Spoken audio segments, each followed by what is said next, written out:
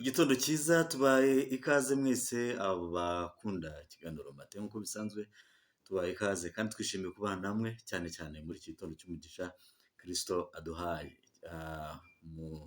Umuntu wese udukurikira tumwifurije ikaze muri iki kiganiro ariko tunamwifurije cyane igitondo cyiza. Kristo Yesu abagirire neza aho muherereye hose, abiteho kandi akomeze kubaremera ibyishimo byose mukeneyeho, buri wese muri angle arimo cyangwa se mu buzima aherereyemo, mu kazi arimo, mu muryango we n'ahandi hantu hose yaba ari, tubifurije umugisha uturuka kuri Yesu. Igitondo cyiza rero, umwami wacu Yesu Kristo abanezeze, abiteho kandi abaremere ibyishimo mumukeneyeho none ndetse n'ejo. Reka rero dushime Imana, tuyishimire ko turamutse amahoro kandi tuyishimire ko iri mu ruhande rwacu. Mwami Yesu, turagushima cyane muri iki gitondo cy'umugisha uduhaye. Turakunezerewe cyane kuko uri umubyeyi wacu kandi dukunda twitaho ibihe byose. Data uhabwe icyubahiro. Duciye bugufi cyane mu mbaraga nke zacu za buri munsi kugira ngo utugire neza, twuzuze imbaraga, twuzuze ubuzima kandi dukureho umutima wibonaho ikibi kugira ngo tubashe gusabana nawe turi mu rukundo kandi tukubashye duciye bugufi. Ijambo rya tugiye gusoma muri iki gitondo ritubere ijambo rikomeye ry'inkomezi kandi ritwigisha gukunda no gukurikira iminsi yo kubaho kwacu yose. Bana natwe rero kandi utuyoboreshe ineza yawe mu izina rya Yesu Kristo tubisabye twizeye, amen amen. Igitondo cyiza tubahaye ikaze Embo Matin à tout le monde muri iki kiganiro cyacu cya Le Matin. Nk'uko bisanzwe tugiye gusoma ubutumwa bwiza uko bwanditswe na Matayo, umurongo waho wa 57, ndasoma imirongo mikeya hanyuma tuyitangeho ibisobanuro bikeya. N'amagambo avuga abatambyi bacira Yesu urubanza rwo gupfa, niyo magambo tugiye gusoma. Aravuga ngo abafashe Yesu bamujyana kwa Kayafa umutambyi mukuru, ariho abanditsi n'abakuru bari bateraniye. Kuri umutambyi mukuru hari hateraniye abanditsi n'abatambyi bakuru. Petero aramukurikira arenga ahinguka agera ku rugo rw'umutambyi mukuru, arujyamo yicarana n'abagaragu ngo arebe amaherezo. Petero uko Yesu yarengaga umusozi niko na Petero nawe yabaga arenguka ashaka kureba aho bari bajyana Yesu ngo aze kureba amaherezo. Maze abatambyi bakuru n'abanyarukiko bose bashaka Yesu ho ibirego by'ibinyoma babona uko bamwica, barabibura nubwo haje abagabo b'ibinyoma benshi. Hanyuma haza babiri baravuga bati uyu yagize ngo yabasha gusenya urusengero rw'Imana akarwubaka mu minsi 3. Umutambyi mukuru arahaguruka aramubaza ati ntiwiregura na hato? Ntumvise ibyo aba bakureze? Yesu aricecekera. Umutambyi mukuru aramubwira ati nkurahira Imana ihoraho, twibwire niba ari we Kristo umwana w'Imana. Yesu aramusubiza ati wakabimenye, kandi ndababwira yuko hanyuma muzabona umwana w'umuntu yicaye iburyo bw'ubushobozi bw'Imana aje mu bicu byo mu ijuru. Amen. Aya magambo ni amagambo akomeye cyane kuko ni amagambo yerekana imbaraga z'Imana, yerekana gukomera kw'Imana. Ni amagambo yerekana Kristo arimo akora umurimo udasanzwe uremereye abantu benshi badakunda guha agaciro, ariko kandi umurimo ukomeye cyane. Ni umurimo ukomeye cyane, umurimo wo gucungura umwana w'umuntu. Bari bamunyujije muri process iri très pénible, ni process navuga inaniza umutima ikanaza n'umubiri.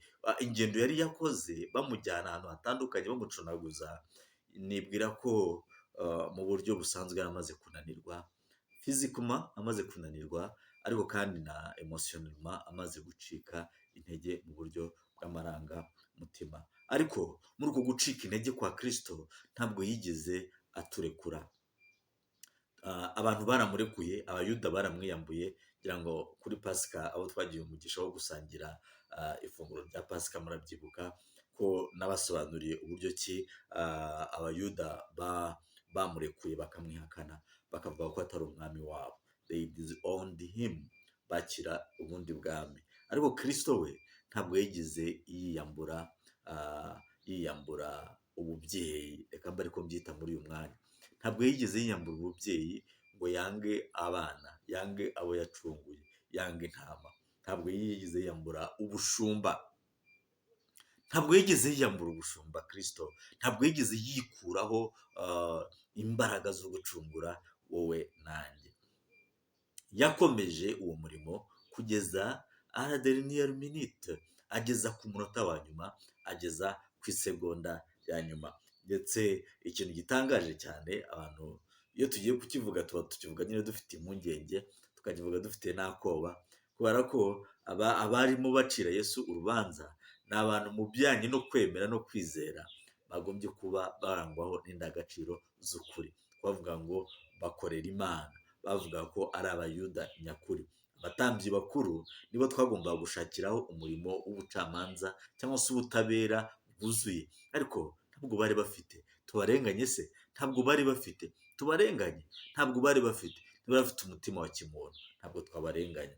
Ntabwo bari bafite ubumana, ntabwo twabarenganya. Yewe nta nubwo twavuga ngo bari bagambiriye gusohoza itegeko ryo kugira ngo Kristo abashe kuducungura, kubera ko no mu buryo bamutwitinze kuva bamumenya ko ari umwami mu buryo bumwe cyangwa ubundi, ntabwo bigize bamugirira icyizere, ntabwo bigize bamwiyumvamo, ntabwo bigize bamwakira. Ntabwo rero twavuga ngo ni ibyabagwiririye kugira ngo basohoze umugambi w'Imana, ahubwo kamere yabo n'imitima yabo bagaragaraga mu ishusho yo kwera, ariko imigirire yabo ntabwo yigize igaragaza kwera, ntabwo bigize bagira kwera. Abatambyi bakuru n'abanditsi ndetse n'abanyarukiko bose bizetera purojije fosima, kugira ngo bamwambike ibinyoma, bamushyireho ibinyoma, kugira ngo bamuharabike, kugira ngo bamucunaguze, kugira ngo bamuvuge nabi. Ndetse cyane dusomye uyu munsi muri iki gitondo banavuga ko bashatse abagabo b'ibinyoma kugira ngo baze bamushinje ibitariho. Ibi bintu birababaza mwene data.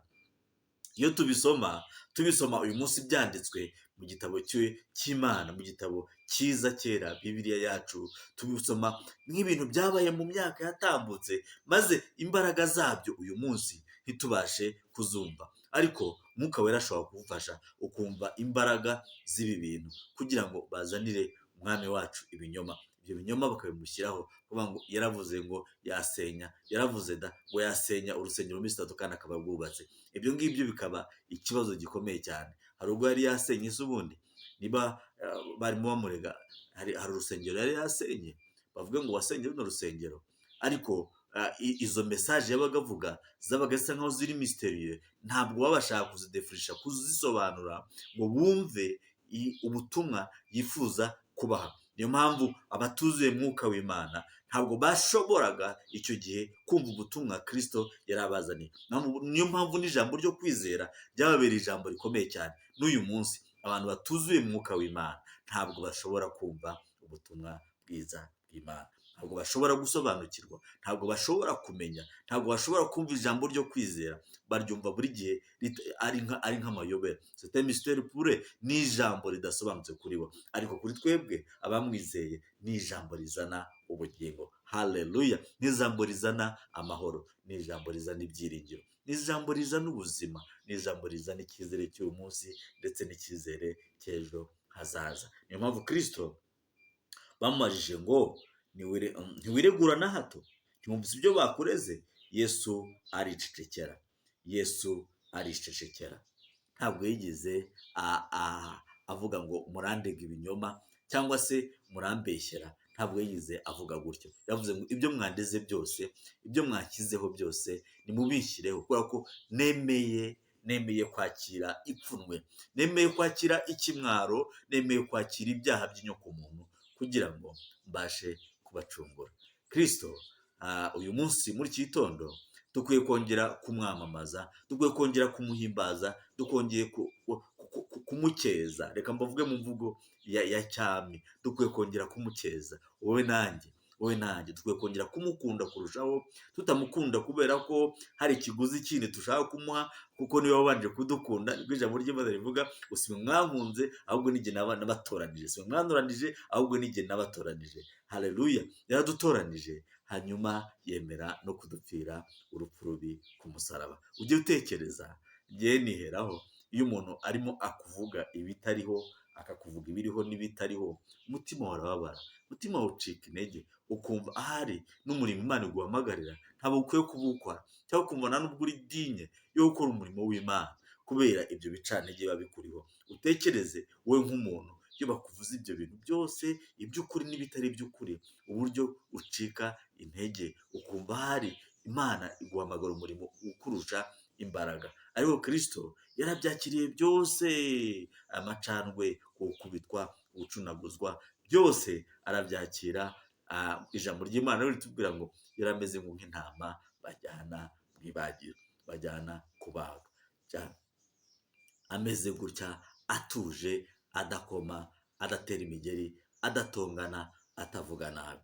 Hanyuma yakira iryo pfunwe rwose kugira ngo jyewe nawe tubashe kubona ubugingo buhoraho. Ndagira ngo nkubwire ngo rero muri iki gitondo cy'umugisha wongere kwakira iryo jambo ry'umusaraba, rikubere ijambo rishyashya, rikubere ijambo rikomeye, rikubere ijambo rikubatura, rikubere kandi ijambo rituma ubasha guhamya uburiwe.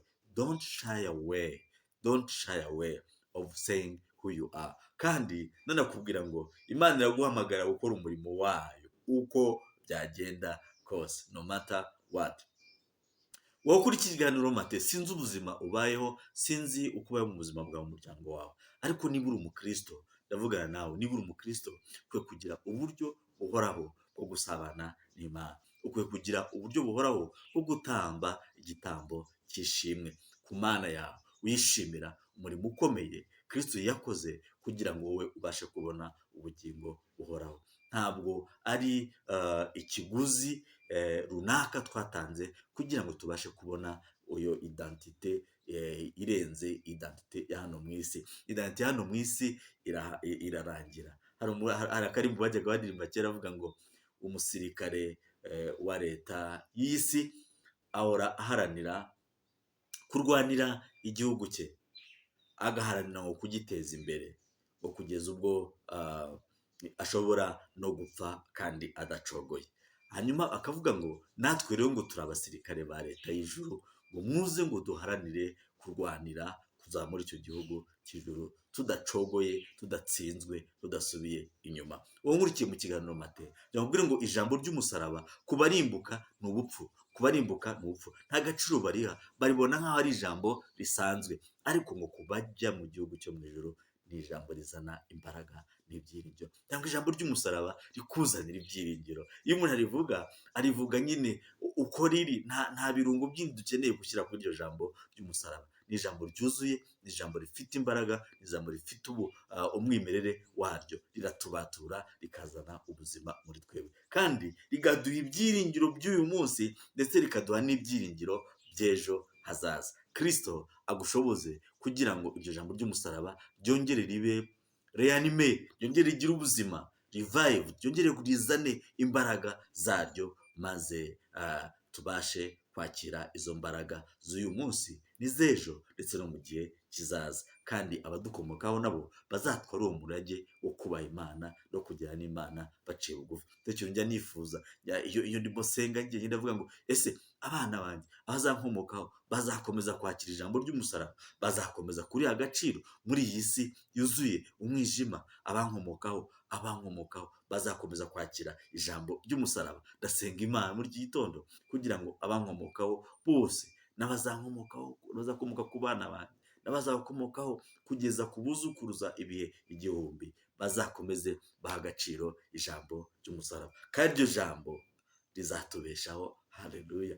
Iryo jambo rizatubeshaho, ijambo ry'umusaraba rizatubeshaho mu bihe bigoye, rizatubeshaho mu bihe byiza, bizatubeshaho dufite amahoro, bizatubeshaho dufite amahoro, bizatubeshaho. Iryo jambo ry'umusaraba rizakomeza rifite imbaraga mu buzima bwacu uyu munsi. Nibyo byiringiro byacu, niyo mahoro yacu, nizo mbaraga zacu. Ntabwo dufite ibindi twiringiye, ahubwo twiringiye ijambo ry'umusaraba. Mbese nawe wiringiye ijambo ry'umusaraba? Reka dusenge kugira ngo Kristo akomeze kuduha imbaraga zo kuryiringira no kuduha amahoro asaga imitima yacu.